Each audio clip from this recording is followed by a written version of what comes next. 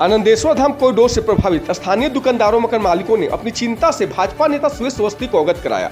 यहाँ के स्थानीय दुकानदारों मकान मालिकों ने आनंदेश्वर धाम कॉरिडोर का तहे दिल से स्वागत करने की बात कही, परंतु उन्हें अपने विस्थापन की चिंता सता रही है।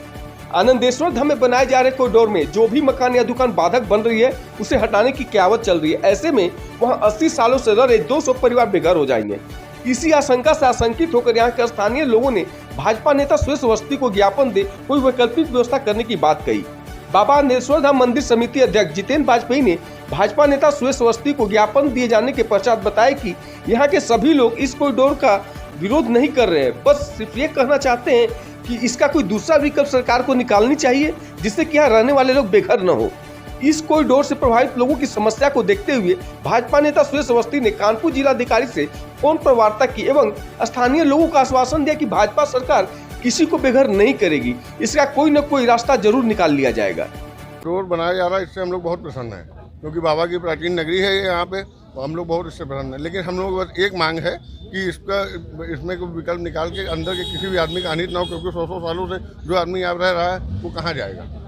हम लोग बहुत हद से भरे हुए हैं कि कॉरिडोर बन रहा, बस हम लोग सरकार से ये अपील करना चाहते हैं कि हम लोग किसी का भी नुकसान ना हो यहाँ पे जो अंदर। भाजपा नेता सुरेश अवस्थी को आप लोगों ने ज्ञापन दिया है, उनसे क्या मांग करी है? हम लोगों ने उनसे यही मांग करी कि कॉरिडोर बन रहा है, बढ़िया बने, और इसमें बहुत से विकल्प हम लोग हैं यहाँ पे कि रास्ता और दिए जा सकते हैं, और लोगों से मतलब ये अपील है कि सब लोग हम लोग सहयोग भी करेंगे और किसी का नुकसान ना हो पाए।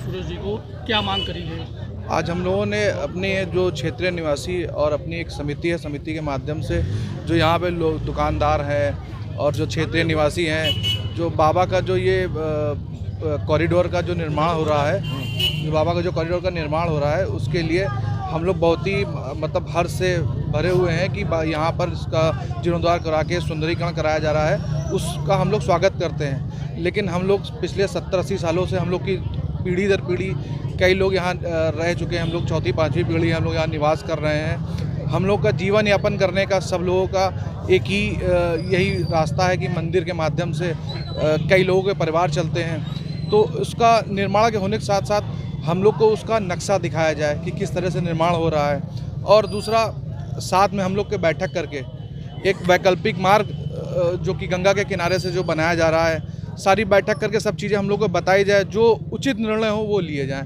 इसके लिए सरकार से निवेदन किया हम लोगों ने, और हम लोग के जो क्षेत्र के निवासी सुरेश अवस्थी जी, उनसे भी हम लोगों ने कहा है, वो प्रदेश कार्य समिति भाजपा के सदस्य भी हैं, उनसे भी निवेदन किया गया है। अभी हम लोग डीएम साहब के पास भी जाएंगे, नगर आयुक्त के पास भी जाएंगे, जहाँ तक हो सकेगा हम लोग प्रयास करेंगे कि हम लोगों को बेघर ना किया जाए। हम लोग को दुकानदारों को जो परिवार पालने का एक ही साधन है, उसके लिए हम लोग जितना हो सकेगा एक शांतिपूर्ण अपना जिस तरह से परिवार अंदर निवास करते हैं। लगभग आपका मंदिर में इस जो कॉरिडोर से प्रभावित होंगे 200 परिवार प्रभावित होंगे। सुरेश जी ने भी डीएम से बात करी, आप लोग की उनसे बैठक भी होनी है। अगर बैठक में कोई निष्कर्ष नहीं निकलता ठीक ढंग का, तो आगे क्या कदम होगा आप लोग का? नहीं, सरकार से बात करिए, कुछ ना कुछ निष्कर्ष निकलेगा। मान लीजिए कोई किसी को कहीं हटाया जाता है तो उसको दूसरा विकल्प दिया जाए। बाकी प्रयास यही किया जाएगा कि और भी यहाँ बहुत सारे रास्ते हैं जिससे कि सिर्फ सावन में ही थोड़ा सा कठिनाई होती है। दूसरा 1-2 पार्किंग की व्यवस्था है, पार्किंग की व्यवस्था थोड़ी स्थान से दूर बनाई जाए, तो वो सारी चीज़ें सारे रास्ते निकल आएंगे, कुछ ऐसा कुछ नहीं होगा। देखिए, हमारी सरकार की प्राथमिकता है कि मंदिरों का जीर्णोद्धार हो, लेकिन सरकार की ये भी प्राथमिकता है कि किसी गरीब को उजाड़ा ना जाए। इसलिए जो कॉरिडोर बाबा आनंदेश्वर कानपुर का ऐतिहासिक मंदिर है, इस कॉरिडोर को बनाने के लिए सरकार की प्राथमिकता में हमारे माननीय सांसद जी और अधिकांश अधिकारी लोग इसमें सुंदरीकरण को लेके पार्किंग की अच्छी व्यवस्था हो जाए, लोगों को दर्शन अच्छे हो जाए। लेकिन किंतु यहाँ जीतू वाजपेयी जो छात्र संघ के अध्यक्ष रहे हैं, इनके नेतृत्व में कई लोग हमसे संपर्क किए। चूँकि मैं यहाँ से चुनाव लड़ा हूँ, स्थानीय नागरिक भी हूँ।